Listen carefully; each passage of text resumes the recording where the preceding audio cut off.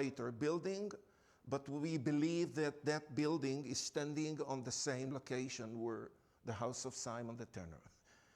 And when Peter opened his eyes from that vision, he saw 3 men waiting outside, as we read in the Bible. And those 3 men were sent by the Roman centurion from Caesarea to bring Peter all the way to him, 30 miles north to Jaffa. And Peter came to Caesarea, which was an Roman ancient city built by whom? Herod the Great. The Bible has several Herods who are kings. Okay, the one which is very famous is Herod the Great. There is also Herod Antipa and Herod Agrippa. But we are talking about Herod the Great, the big builder. So he built this city, Caesarea, and they named the city after Augustus Caesar. And why did Peter was asked to come to Caesarea? Because of the Roman centurion Cornelius. Go back to your Bible and read, what happened between Peter and Cornelius. He is the first Gentile who was filled with the Holy Spirit. And it happened there in Caesarea. So you see a theater, a Roman theater, what is being left from King Herod's palace, not much. The erosion is, and being also near the sea, sometimes the waves are coming up and they are crashing the antiquities. We even discovered a stone there with something written on that stone, okay? And the name of Pontius Pilate was discovered on that stone.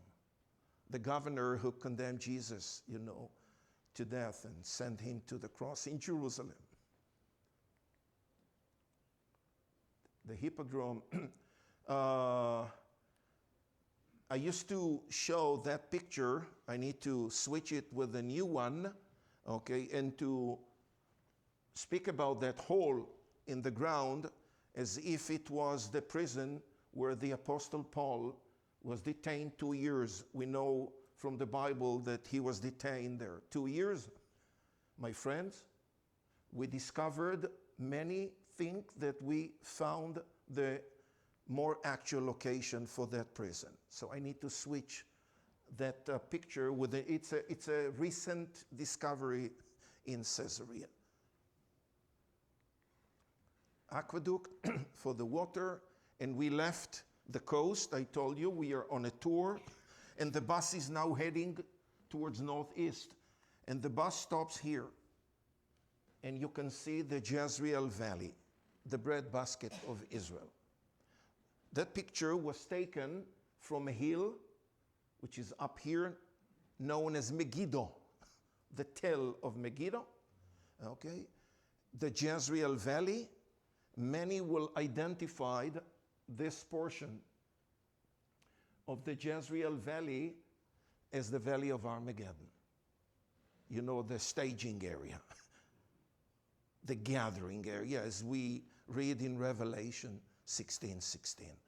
So you're looking at the Valley of Armageddon. We are about to leave, and the nearest city is Nazareth. And of course, 2,000 years ago, Nazareth was not that big city that we have today with nearly 100,000 people. Nazareth, in the days of Jesus, as a baby, and then he grew up in Nazareth till the age of 30, was just a village, not more. And when we say, I'm saying just, not to, of course, underestimate the place, just to let you know that it's a small community, 200, 250 people, not more. This is Nazareth in the days of Christ. No wonder why everybody knew him there as the son of the carpenter. Till that Sabbath day, when he read, in the synagogue, the portion from Isaiah, which antagonized the people, the congregation, very much, and they had a plan. We are going to cast him off the cliff. They took him outside to a mountain near Nazareth, Mount Precipice. This is Mount Precipice. And their plan was to throw him down from the peak of the mountain. The Bible says that he went through the midst of the crowd and he left Nazareth. Between Nazareth and the Sea of Galilee, it's 1.5 days walking. A day and a half, not more. In between, somewhere here, is the little town of Cana. Anyone remember what happened in the little town of Cana? The first miracle. The story of the wedding, you know, the Jewish wedding, not having wine. I don't have time to go through and to share with you what's a Jewish wedding, but I can tell you, friends, that if wine is missing in a Jewish wedding, you cannot complete the ceremony. And Jesus' mother asked him to help the family, and this is where he turned the water into wine. So that church is called the Church of Cana. Many people that, by the way, are coming to this church to renew their vows, you know, in that church. And this is a map of the Sea of Galilee, and this is the real Sea of Galilee, yeah? With the western side, Tiberias side, with the eastern side, and you can see the big mountains of the Golan Heights. But I prefer to use biblical language and not modern language, okay? And when we are talking about biblical language, how do we call the other side of the Sea of Galilee? The land of the Gadarenes, or the land of the Gergesenes. So 2,000 years ago, from the northern part of the Sea of Galilee all the way down on the western side, Jewish towns. But the other side was inhabited by Gentiles, not Jewish people. This is all fresh water, of course.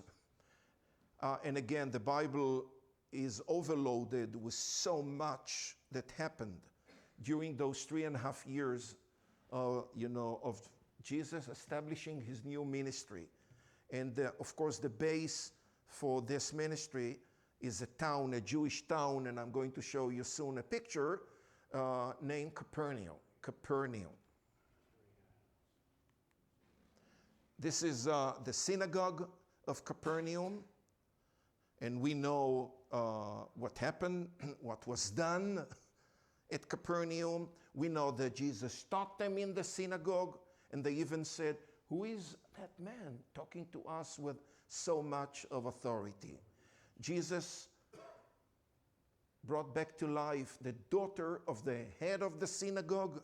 It's in the Bible, Jairus, his name. You can see your friend Steve with one of his many, many groups in Israel. And what an excitement, you know, and really emotional to be able as a host to talk to his people, and while they are sitting in the synagogue where Jesus spoke, where Jesus taught them. How do we know that it was a synagogue? That stone was found there, and you can see the menorah, the Jewish menorah, carved on that stone with the 7 candle holders, the Jewish menorah. The synagogue where the groups are sitting is not from Jesus' time. We know that the town, Capernaum, got destroyed by earthquakes twice. Okay, so we found the remains of the synagogue from Jesus' time underneath, got destroyed, and then above was the white building that you saw. And what are the final words that Jesus said at Capernaum when he was talking to the people there? Woe to you. Read it in the Gospel of Matthew, chapter 11. Woe to you. After all of what happened here and what was done here, You rejected me. Woe to you, you will go down, not alone. You will go down together with Bethsaida and Chorazin. All those 3 towns got destroyed. Some remains built above what people believe was Peter's mother-in-law house. And we know that she lived there. Yes, this is where Jesus recruited Peter and Andrew, the 2 brothers, to be, 2 of his disciples. And they are not the only ones. 2 more from Capernaum, John and James, the sons of Zebedee. Another place around the Sea of Galilee, mentioned in the Gospel of John, chapter 21. It's after the resurrection when Jesus returned to the Sea of Galilee. Many believe that this is where he asked Peter 3 times the same question, do you love me? Do you love me? And then he said to him, feed my sheep, feed my lamb. Another synagogue found at Chorazin around the Sea of Galilee.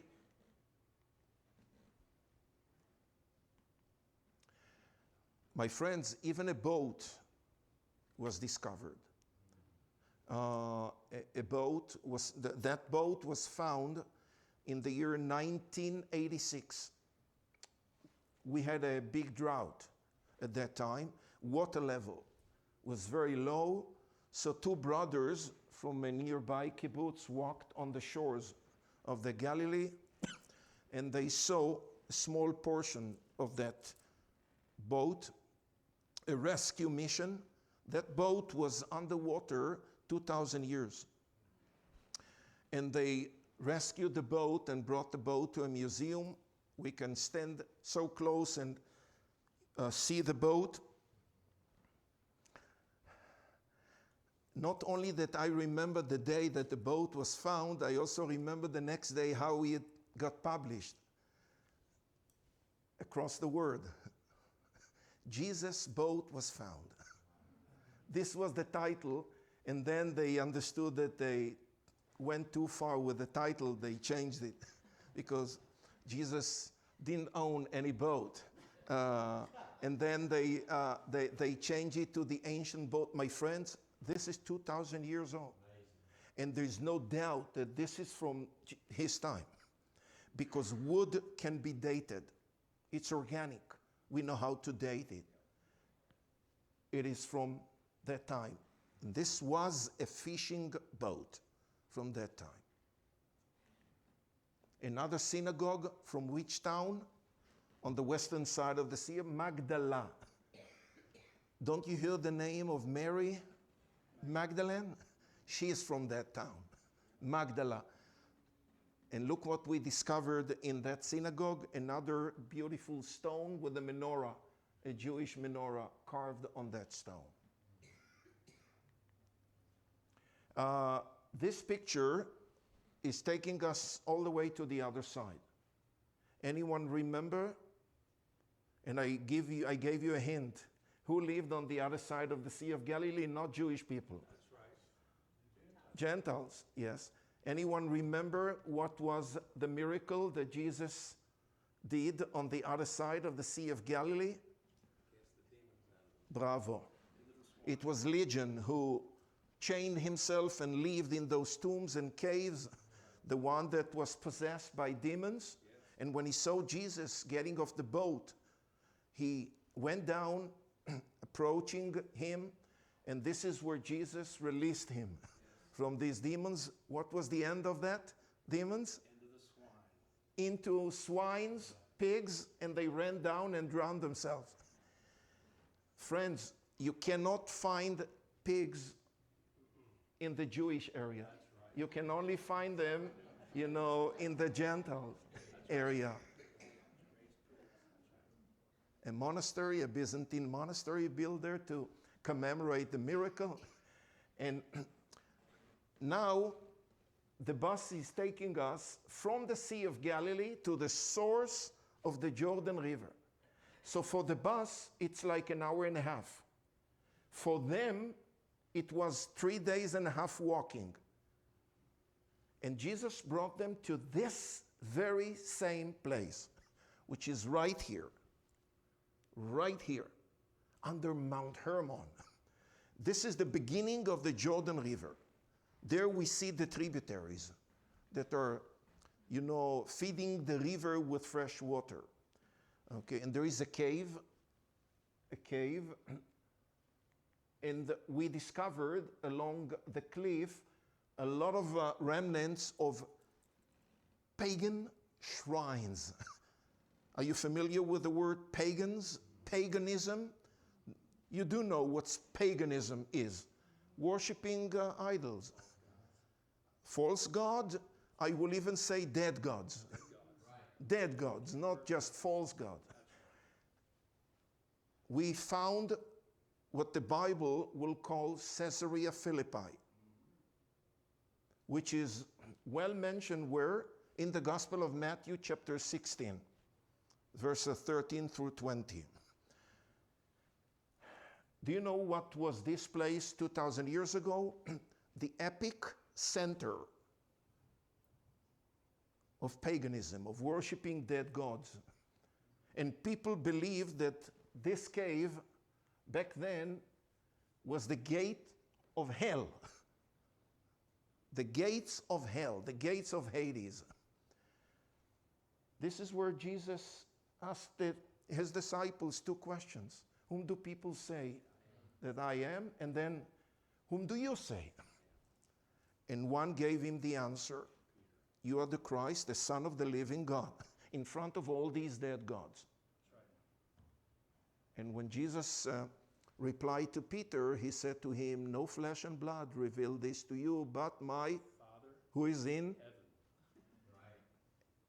And you are Peter, and upon this rock I will build my church, and the gates of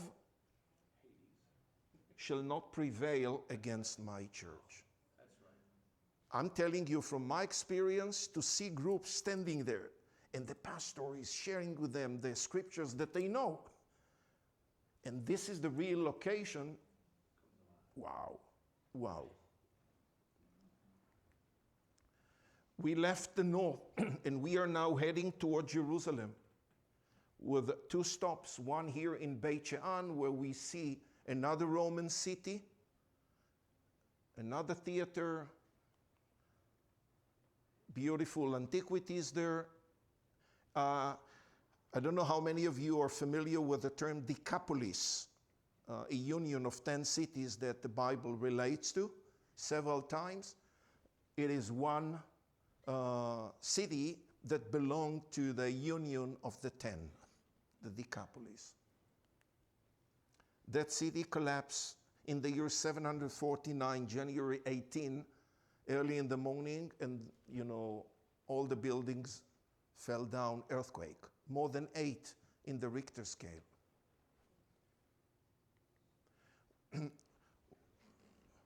We stopped our bus here at the Jordan River.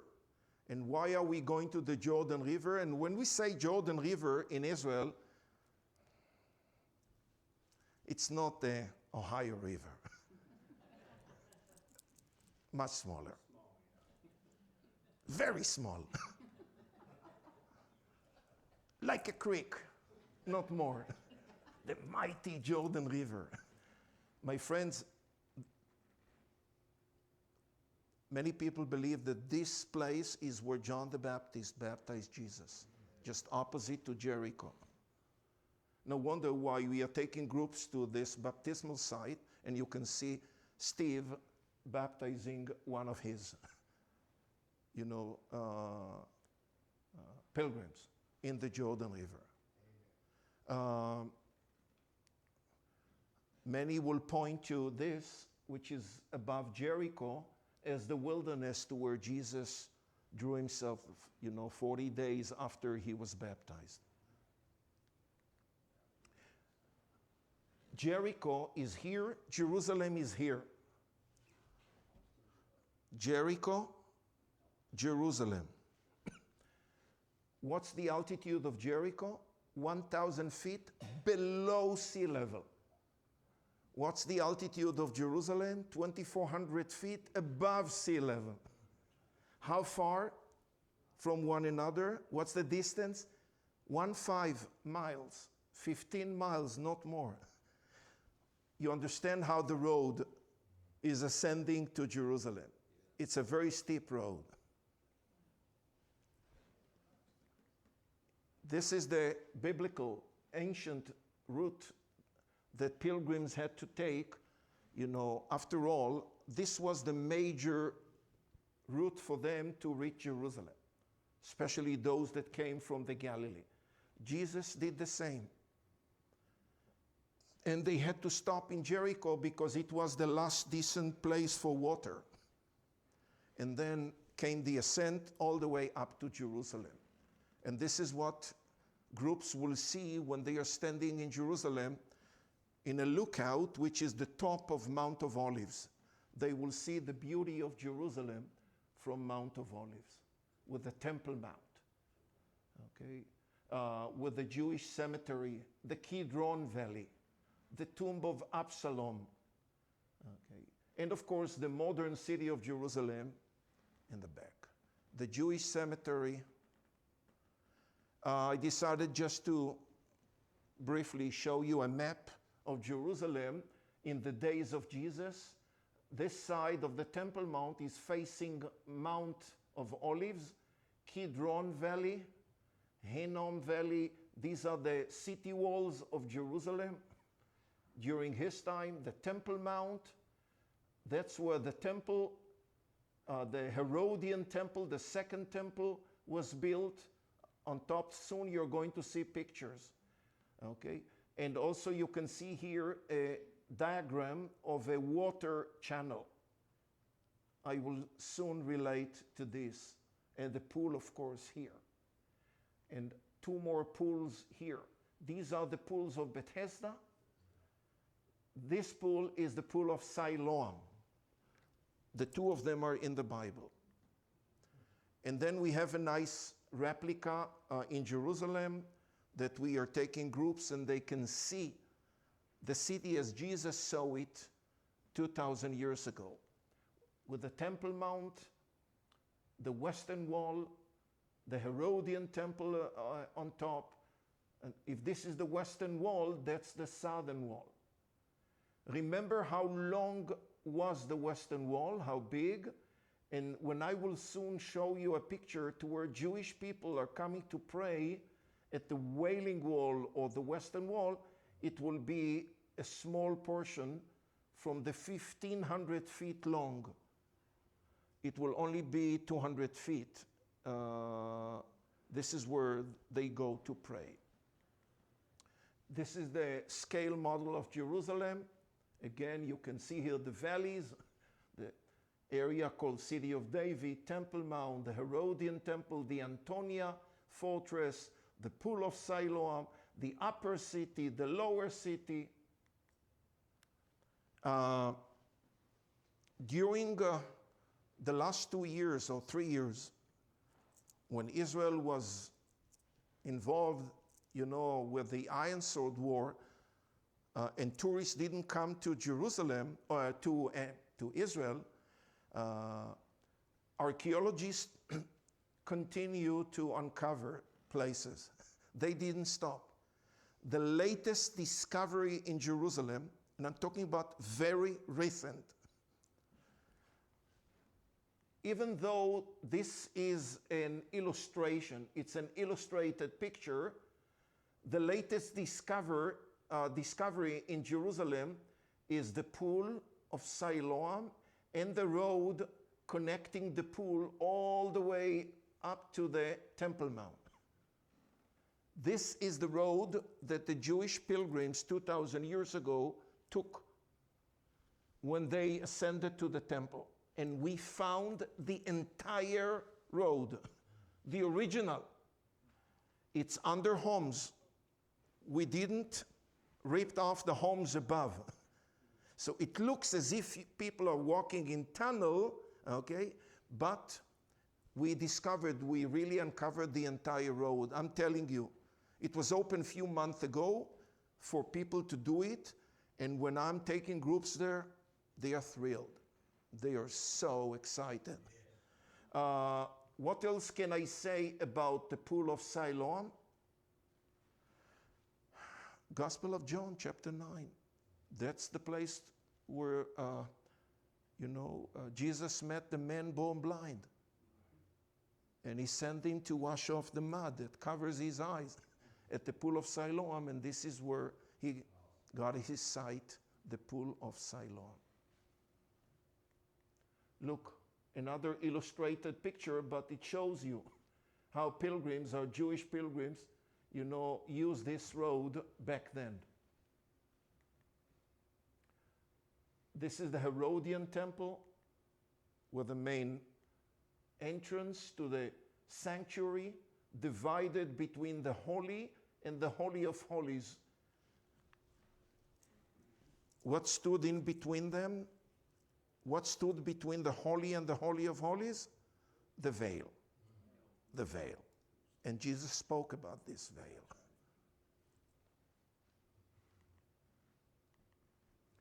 I told you about the Jewish Hasidics that are coming to pray at the wall.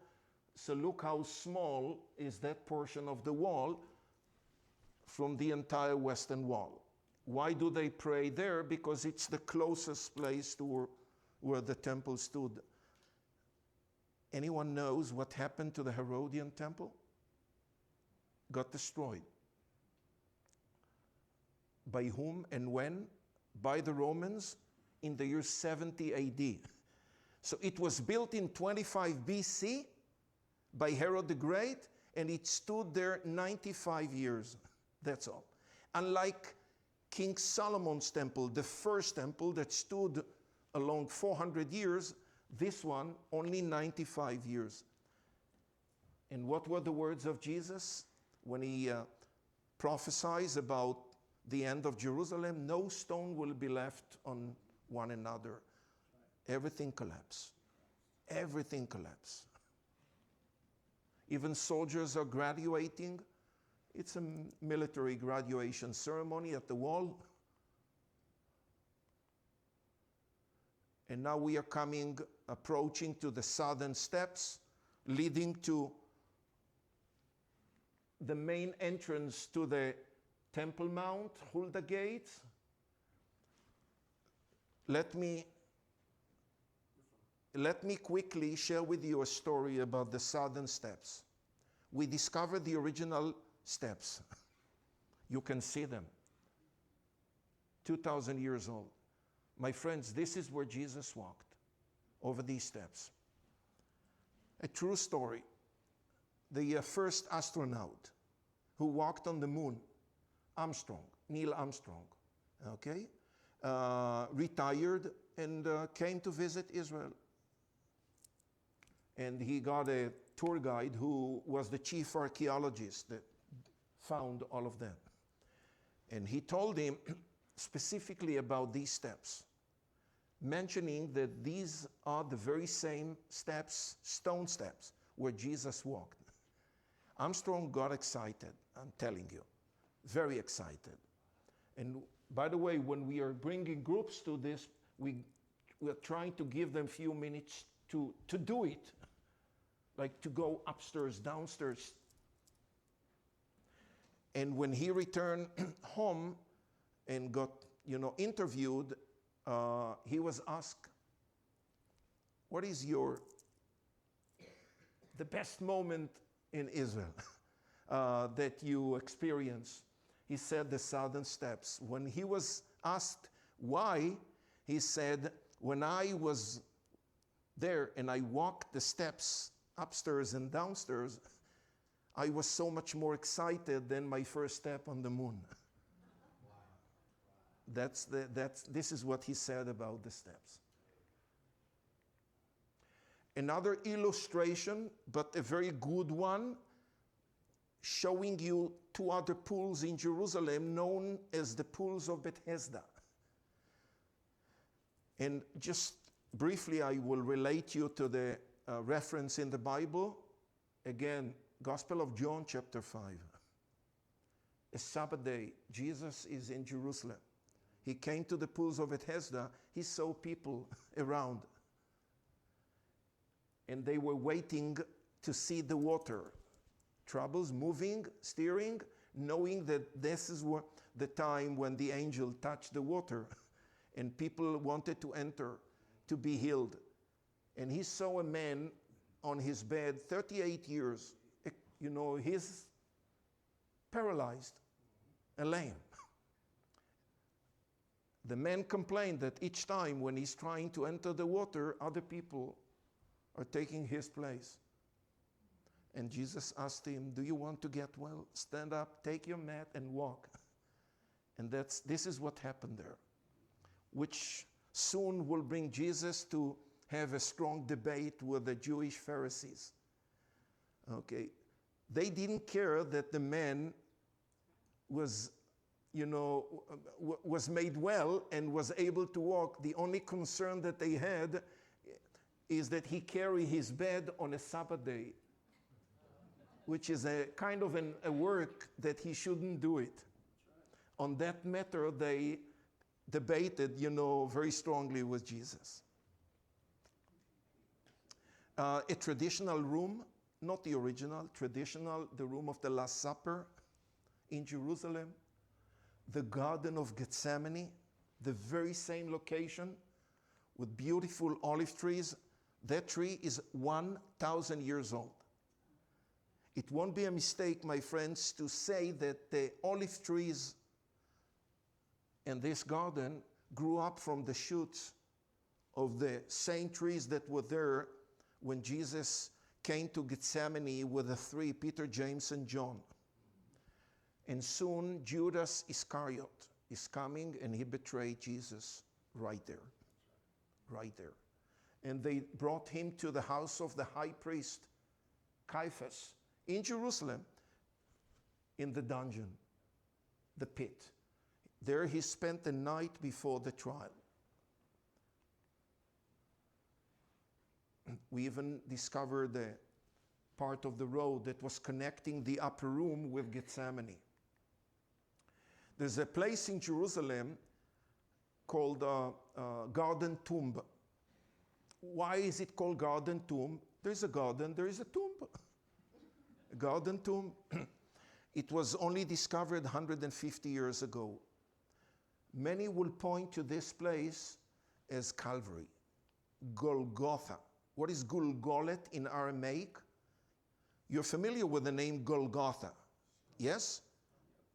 What is the meaning of that? It is coming from Aramaic, human skull. Years ago, that hill, when we looked at the hill from a distance, we were able to see the holes of the two eyes and the nose as if it has an image of a human skull. If so, many will point to this, the top of the hill, to be the site of the crucifixion. And when we read John 19, talking about the crucifixion and the tomb is very close to the hill, very close. So you can see the tomb is literally under the hill.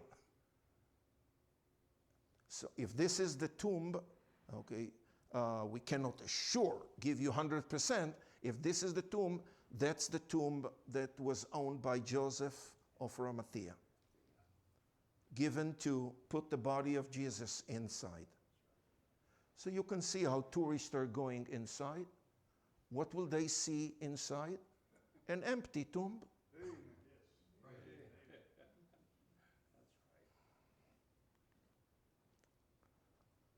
Empty. Eastern Gate,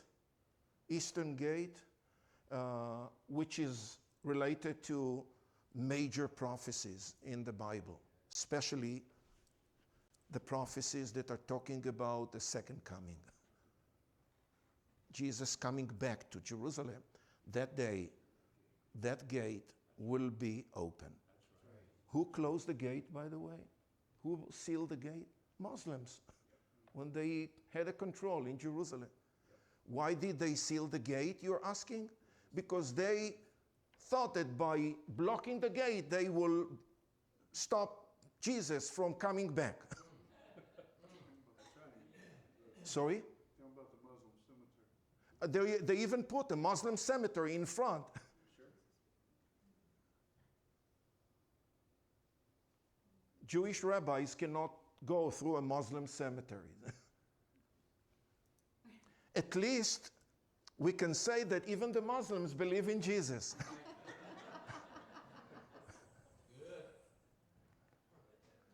That's the Temple Mount from above. You all know that picture of the Dome of the Rock, more or less the location of the temples, first and second. We left Jerusalem, and this is what we are doing with the tour. And near Jerusalem, a little bit to the south, there is another city named Bethlehem, where Jesus was born. That star represents the birthplace of Jesus, the cave where he was born and then put in the manger. Yes? Today, of course, there's a huge building above, a church which is Catholic Church and Greek Orthodox and Armenian, mostly Eastern, denominations, called the Church of Nativity, the Church of Nativity in Bethlehem. Another site, very interesting, from Jesus' time near Bethlehem, but outside, is that mountain, Herodion, another palace built by Herod the Great. In the year 2010, an Israeli archaeologist discovered in that place the tomb of King Herod. This is his stone coffin, sarcophagus, found there.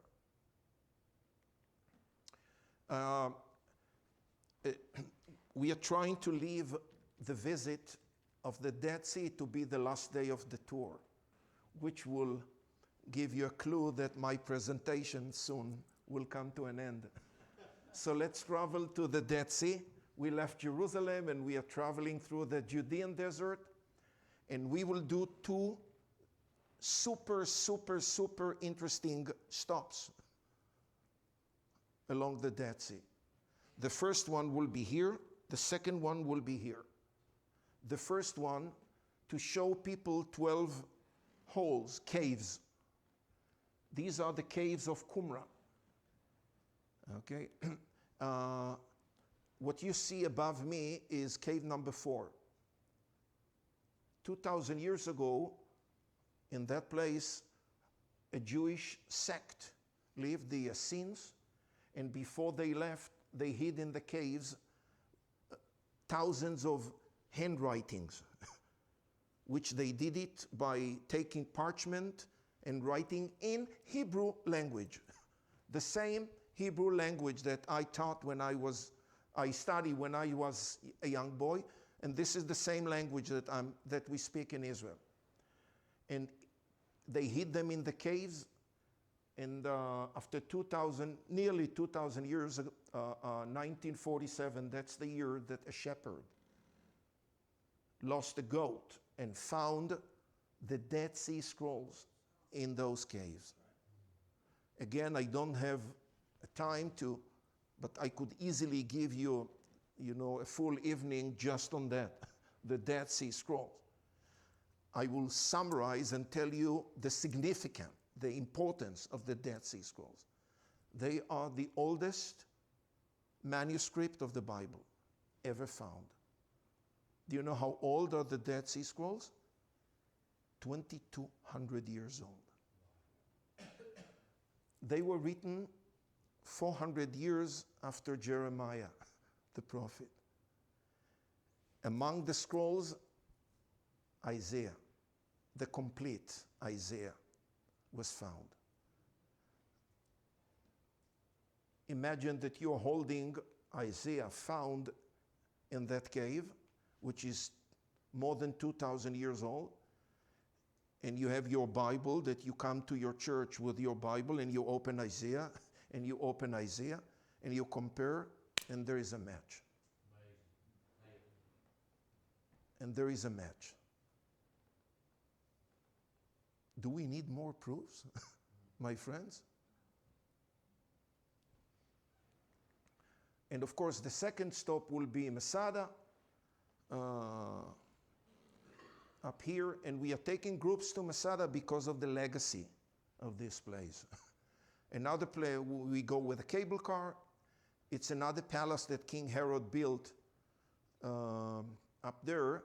But after Herod, the place was used as a shelter, as a stronghold for a Jewish group.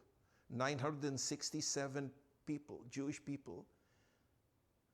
And that Masada became the last Jewish stronghold during the uprising against the Roman Empire.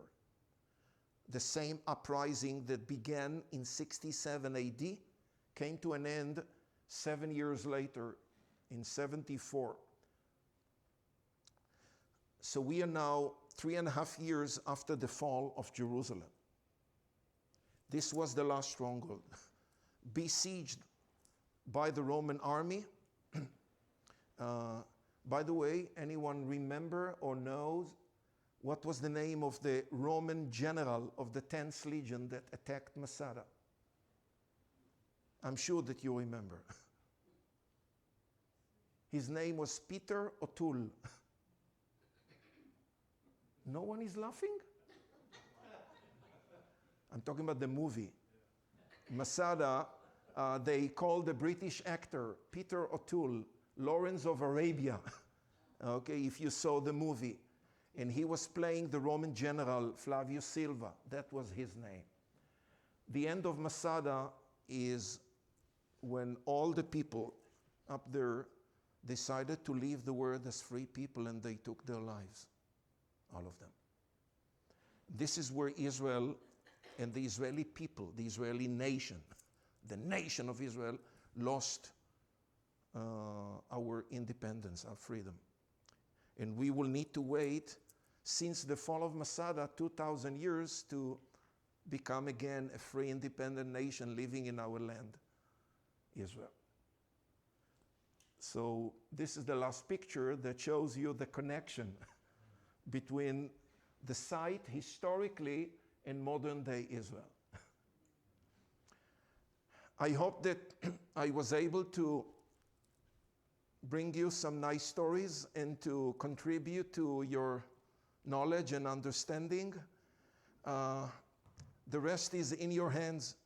When times will allow, please come and visit us. We need more and more people to come, and I promise you, you will like the visit in Israel.